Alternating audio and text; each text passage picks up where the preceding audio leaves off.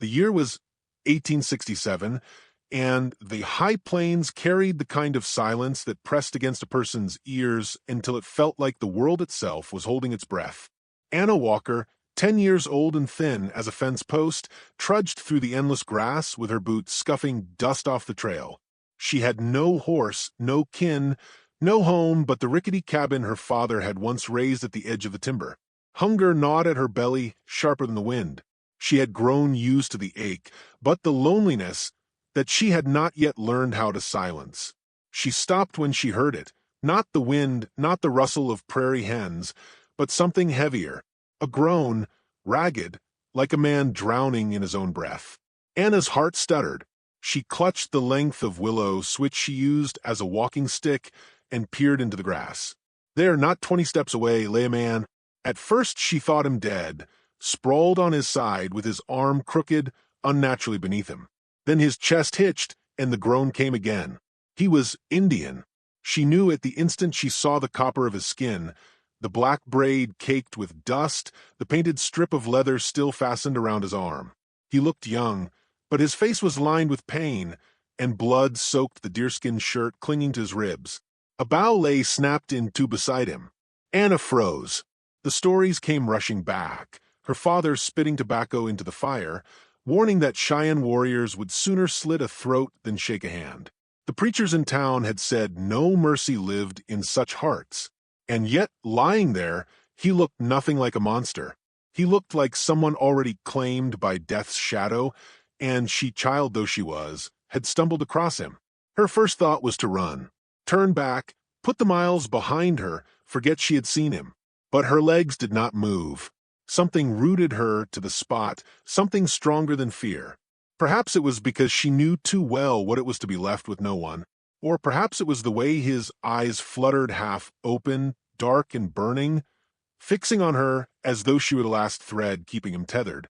She knelt slowly, willow stick tight, in her grip. The stench of blood and sweat filled her nose. His lips moved, whispering words she could not understand. Then he sagged, breath shallow. She pressed her hand against his chest, meaning to feel if the heart still beat. It thudded, weak but steady.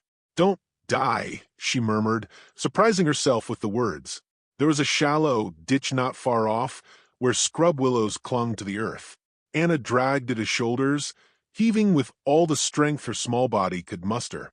Her arms shook, back screaming, but she managed to haul him into the ditch where shadows hid them. By the time she collapsed beside him, sweat had plastered her hair to her cheeks. The sun dipped. Coyotes called from afar. She fetched water from her canteen, what little was left, and trickled it to his lips. He drank, barely, the water spilling down his chin. Then his eyes closed again, lashes heavy with dust. Night fell quick on the plains. Anna built no fire. Fire would draw eyes. Instead, she curled against the dirt, listening. She had not slept long when voices pricked her ears. Men's voices, rough, carried by the wind. She jolted, upright, heart hammering. The voices grew louder, accompanied by the crunch of boots and the ring of spurs. She risked a glance over the ditch's edge. For men moved along the trail, rifles slung, one with a lantern that swung light across the grass. "Spread out. He can't have gone far," one barked. Anna ducked low, shoving her hand across the warrior's mouth. His chest rose beneath her palm. He stirred, but whether from pain or awareness she could not tell. The men drew closer, boots thudding, lantern glow slicing the dark. Her breath came shallow. If they looked down, if they stepped even a pace nearer, they would see them. She clenched her eyes shut and prayed. One man paused, thought, "I heard something." Anna's lungs locked. A beat of silence, long as a lifetime. Then another spat. "Ain't nothing but coyotes. Move on." Their voices faded. Boots scraped against stone, then dwindled into nothing. Only when the night claimed silence again did Anna dare draw breath. Her hand slipped from the warrior's lips. He stirred, eyes flicking open briefly. She whispered, quiet, though he seemed too weak to disobey. When dawn's first light brushed the horizon, Anna's stomach ached with hunger fierce enough to twist her insides. She chewed on a strip of dried apple from her pouch, softening it with spit, then pressed the rest to the warrior's lips. He ate feebly, but he ate. She studied his face. He was younger than she had thought, perhaps not yet 20. Scars marked his hands, the kind that came from rope burns or knife work. His eyes, when they opened, burned like coals, watchful, guarded. "You'll die if you stay here," Anna said. She wasn't sure if he understood. "There's a cabin yonder. My pa built it. It ain't much, but it's something that—" He whispered, voice rough, a word she did not know. Then another, slower, clearer. It sounded like sister. He pointed faintly at her chest. His hand trembled. The word pierced her in a way nothing had in years. Sister. She had once had one, little May, who coughed herself into the grave the same winter their mother died. That word, simple and strange on his tongue, filled her throat with heat. She nodded, blinking quick to keep tears from falling. She fashioned a sling from her shawl and braced his weight across her shoulders. Every step was a battle. He was heavy with muscle and weakness both, and her legs were reeds beneath him. But she did not stop. The cabin stood 2 miles ahead, hidden in the pines, and she meant to reach it. They stumbled through grass higher than her waist, across a creek where cold water bit her ankles, up the rise toward timber. The warrior leaned against her, his breath harsh in her ear. Once he sagged, too heavy, and she cried out, nearly pitching forward. But he forced himself upright, murmuring something sharp that sounded like shame. By the time they reached the cabin, Anna's arms and back screamed. The place looked smaller than ever, its roof sagging, shutters cracked. But it was shelter. She pushed the door open with her shoulder, guiding him inside onto the straw pallet. He collapsed, too weak to move further. She fetched what little she had left, half a jar of cornmeal, some dried beans, a skin of water, and set them nearby. Then she knelt beside him, pressing a rag against his wound. He flinched, teeth bared, but did not strike her away. "You're safe," she whispered. "Safe here." His eyes flicked to hers, searching, measuring. For a moment she thought he would speak. Instead his lids dropped and his chest rose slow with sleep. Anna slumped back, staring at the rafters. She had done it, saved him from death, perhaps from those men. But what had she done to herself? She was a white child with nothing but a broken cabin and a wounded Cheyenne warrior for company. If soldiers found them, she would be branded a traitor. If townsfolk learned, they would string her up with him. And if his people came, her thoughts faltered when a sound rose on the wind. At first she thought it thunder. Then the rhythm sharpened, hoofbeats, many rolling across the plains. She scrambled to the door, peering through a crack in the shutters. Dust rose in the distance. Riders. Dozens of them. Her blood ran cold. She looked back at the sleeping warrior, then at the horizon. The hoofbeats thundered nearer, shaking the earth itself. She thought she had saved one man. She never imagined what would come after him. The sound of hoofbeats grew until it seemed the very walls of the cabin trembled with it. Anna's breath snagged in her throat. She pressed her face to the crack in the shutter and watched as the riders came into view.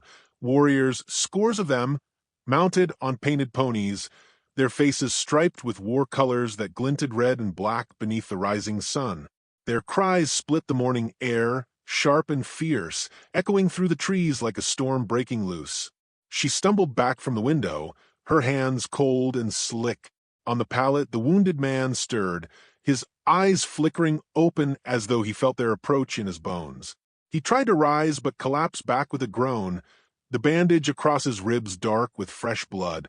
The riders encircled the cabin, dust billowing, hooves pounding. Anna's heart hammered, so loud she was sure they heard it. A shout rose, commanding, and then a heavy fist pounded against the cabin door. The boards rattled. Anna stood frozen. The warrior rasped something in his tongue, pointing toward the door with trembling fingers. She understood only one thing: open it. Her legs felt carved from stone as she crossed the room. She drew the latch and pulled the door wide. Sunlight flooded in, blinding her for a moment. When her eyes cleared, she saw them, 24 riders at least, bristling with rifles, bows, and spears. Their ponies stamped and snorted, breath steaming in the cool air. The one in front dismounted in a single fluid motion. He was broad-shouldered, his chest bare beneath a buffalo hide cloak, long braids swinging down his chest. His eyes, dark and unyielding, fixed on her with a force that made her knees quake. Behind him, warriors muttered, suspicion sharp in their voices. They looked past her, into the dim cabin. A sharp cry rang out when they saw the wounded man. Several dismounted, rushing past her. One knelt by him, clutching his hand, a woman's cry torn from her throat. Anna realized it was his kin, perhaps his sister, perhaps wife. She pressed her face against his chest, weeping words Anna could not understand. The leader turned to Anna. He barked something harsh, accusing. She flinched, unable to answer. Her lips moved, soundlessly. The woman by the pallet looked up then, eyes wet with grief and fury. She spat a word in English. Why? Anna swallowed hard. He was dying. I only helped him. That's all. The leader's gaze narrowed, sharp as a blade. For a moment she thought he would strike her down then and there. The warriors murmured to one another, some pointing, others shaking their heads. The wounded man stirred again. His lips moved, weak but certain. Anna leaned close enough to hear. Sister, he whispered, the same word he'd given her before. The woman beside him froze, her eyes flicking to Anna. Murmurs rippled through the gathered tribe. Some voices softened, some sharpened. The leader held up a hand, silencing them. He studied Anna for a long moment, unreadable. Then he barked an order. 2 warriors stepped forward, gesturing for Anna to move aside. She obeyed, trembling, as they lifted the wounded man from the pallet with care and carried him toward the horses. The woman followed close, her gaze lingering on Anna, torn between distrust and something else, curiosity, perhaps. Anna remained standing in the doorway, barefoot on the rough boards, as the cabin that had been her only refuge filled with strangers. One stooped to inspect her meager supplies, the cornmeal jar, the beans, the little water skin. Another lifted her father's old rifle from its hooks on the wall, examining it with a scoff. Her chest burned with helplessness. She wanted to shout that it was all she had left, that without it she would starve, but the words stuck in her throat. She was small, unarmed, alone. The leader barked again, pointing at her this time. 2 warriors stepped forward, seizing her arms. She cried out, twisting, but their grip was iron. No, she gasped. Please, I ain't done nothing.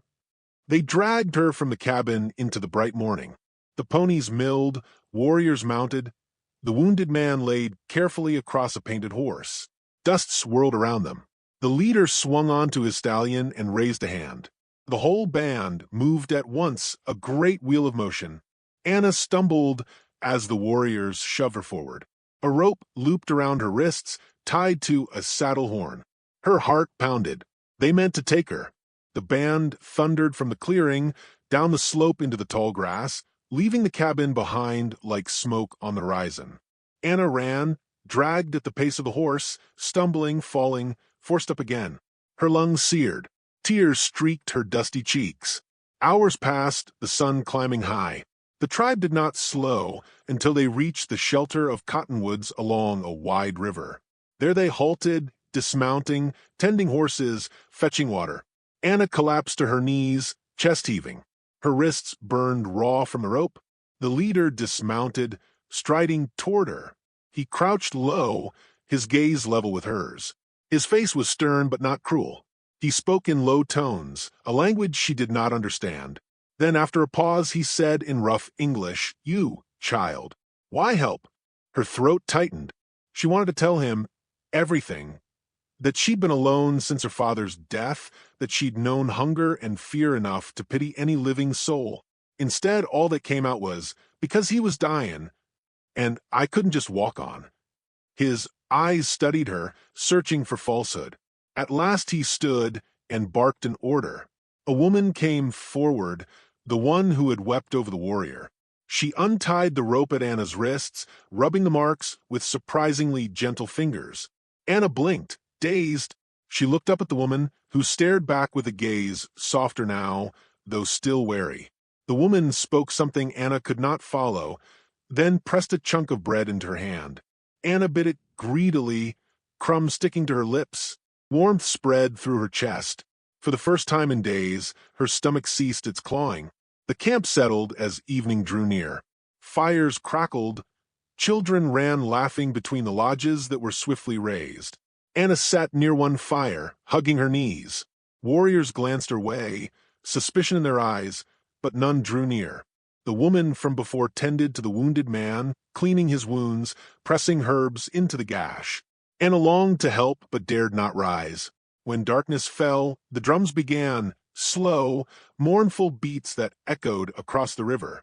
Voices lifted in song, deep and resonant, the kind of sound that made the air itself thrum. Anna felt it in her bones, a reminder that she was in another world now, one that did not care for her understanding. The wounded man opened his eyes once more. Across the firelight, his gaze found Anna. He lifted a weak hand, pointing toward her. His lips moved, and though she could not hear the word, she knew it was the same, sister. Murmurs rippled among those gathered. The leader's gaze shifted to Anna again, and in the flicker of firelight, she thought she saw something change, something like acceptance or perhaps resignation.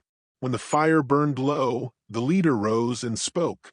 His words carried command, every head turning toward him. At the end, his gaze fixed on Anna, and he lifted his hand, pointing. The woman translated in halting English. "At dawn, you come with us." Anna's chest tightened. Come with them, into their world, their camp, their lives. She wrapped her arms tighter around herself, staring into the fire. She had wanted belonging, once, but not like this. Not stolen, not bound to strangers who saw her as something between enemy and curiosity. The night stretched long. Anna lay awake beneath a borrowed blanket, listening to the horses shift and the owls call. Every creak of branches set her nerves alight. She thought of her cabin, empty now, left behind like it had never been hers at all. When dawn bled across the sky, the tribe was already stirring, saddling ponies, dousing fires. The leader strode past her without pause, his presence heavy as iron. The woman approached, gesturing for Anna to rise. Anna obeyed, legs trembling. She mounted behind the woman on a small pony, clinging tight as the tribe set out once more.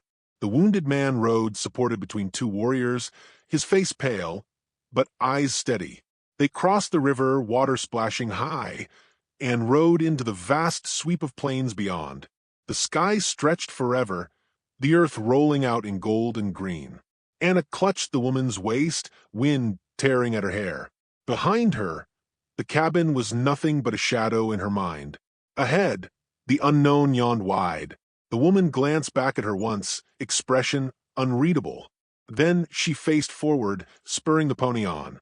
Anna shut her eyes against the sting of wind and whispered into the roar of hooves, "I don't belong. I don't belong." But the land swallowed her words, carrying her deeper into the world she had stumbled into. The days that followed blurred into a rhythm Anna had never known, a current sweeping her along whether she wished it or not. The Cheyenne moved like a living river across the plains, each rider steady, each child clinging to saddles or loping beside. She had no choice but to keep with them, perched behind the woman who had fed her bread, clutching the pony's mane as the wind tore past. The wounded warrior, her brother, though only in the strange way of his naming, rode supported between two men, his body swaying with each step, but his gaze locked always ahead. By the third evening, when the sun bled crimson into the horizon, they reached the village. It rose sudden from the earth, dozens of lodges stitched from hides, smoke curling from fires, dogs barking in welcome. Children ran to meet the riders, their laughter sharp against the wind. Anna's throat tightened at the sight. It was a home unlike any she had known, alive, bustling, bound by kinship.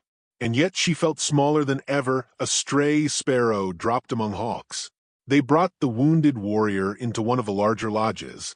Anna hovered at the edge until the woman gestured sharply for her to enter. The air inside was thick with herbs and smoke. They laid him on soft furs, tending his wounds with practiced hands, painting lines of medicine along his skin.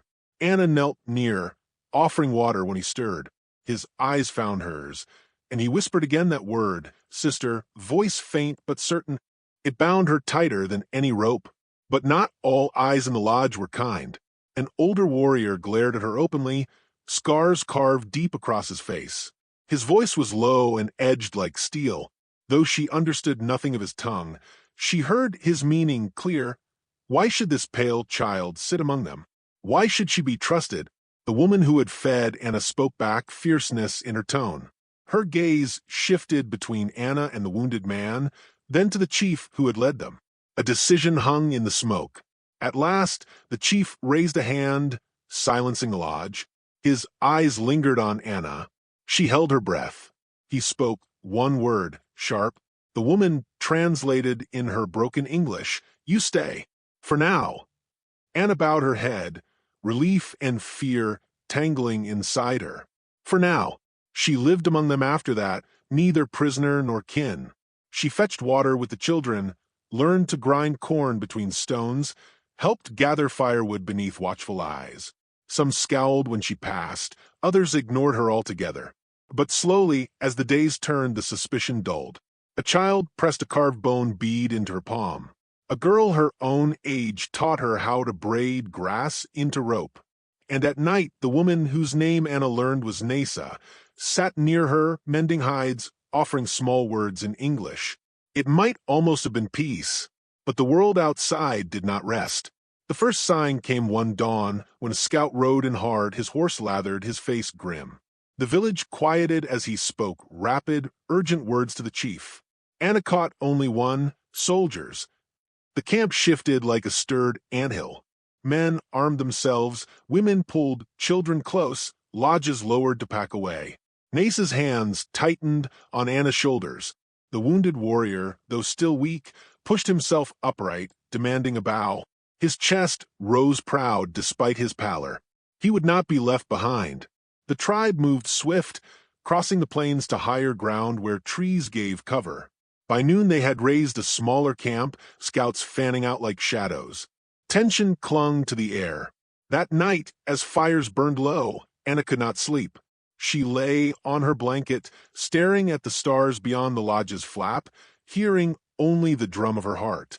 She thought of her father's stories, soldiers marching, guns shining, no mercy for those they called enemies. If they came here, there would be blood. She rose and slipped outside.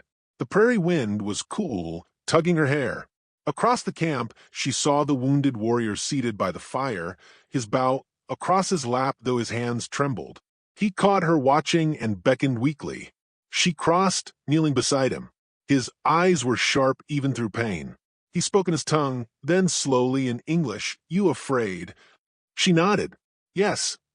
He touched his chest, then hers. "Same." The word was small, but it cracked something open inside her. Same. Perhaps that was all she had ever wanted, to not be alone in her fear. The dawn came with thunder not of nature, but of boots, hooves, rifles. Scouts raced back shouting. The soldiers were upon them. The camp erupted. Warriors mounted, bows strung, rifles loaded. Women hurried children toward the trees. Anna clung to Nasa, heart thudding. Shots cracked in the distance, smoke curling above the grass. Then the soldiers burst into view, blue coats, sabers flashing, horses tearing the earth. The Cheyenne met them with arrows and fire. The clash rang out, deafening, a storm of men and beasts. Anna was shoved toward the trees with the others, but she froze when she saw it. A boy no older than 6, standing paralyzed in the open as a soldier bore down on him, rifle raised. The boy's eyes were wide, his feet rooted. Anna didn't think. She broke from Nasa's grasp, running into the fray. Her lungs burned, her legs flew, and she snatched a stone from the dirt. She hurled it with all her strength. Crack! The stone struck the soldier's temple.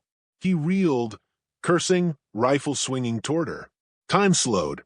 She saw the boy's face crumple, the soldier's finger tightening on the trigger, her own chest heaving with terror. Then an arrow whistled, striking the soldier clean through. He toppled from his horse, crashing into the dirt. The boy fled, scooped up by his mother.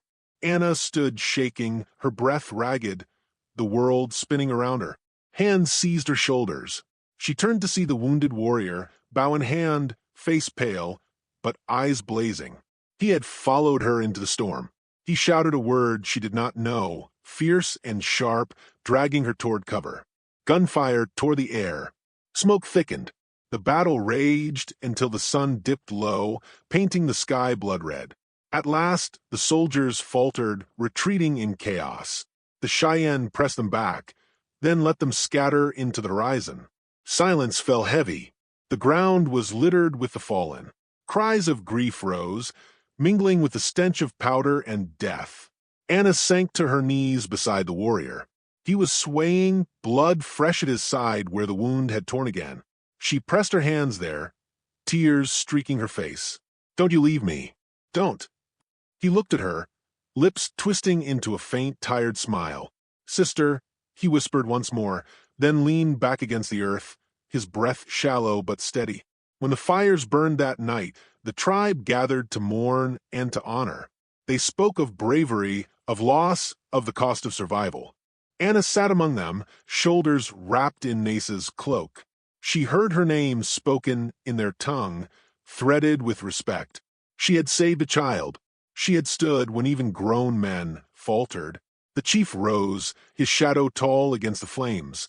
He looked down at Anna, his voice carrying over the crackle of fire. In halting English, he said, "You know Orphan. You have family here." Anna's throat ached.